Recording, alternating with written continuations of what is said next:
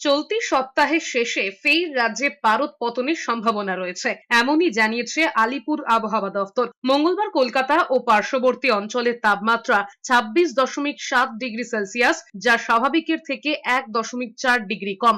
আবহাওয়া দফতরের পূর্বাভাস, সাগরে ঘনীভূত ঘূর্ণিঝড় শক্তি হারিয়ে নিম্নচাপে পরিণত হয়েছে, সে কারণে বৃষ্টির কোনো সম্ভাবনা নেই। কিন্তু উত্তর পশ্চিম দিক থেকে ঠান্ডা হাওয়া প্রবেশ করায় শীতের অনুকূল পরিবেশ তৈরি হয়েছে। সব মিলিয়ে চলতি সপ্তাহে ফের তাপমাত্রা কমার সম্ভাবনা। হাওয়া অফিস জানিয়েছে, আগামী 48 ঘন্টায় তাপমাত্রার বিশেষ হেরফের না হলেও দক্ষিণবঙ্গে আগামী 3 দিনে কমপক্ষে 3 থেকে 4 ডিগ্রি পারদ নামতে পারে। অন্যদিকে রাজ্যের প্রায় সমস্ত জেলায় বাড়বে কুয়াশার দাপট।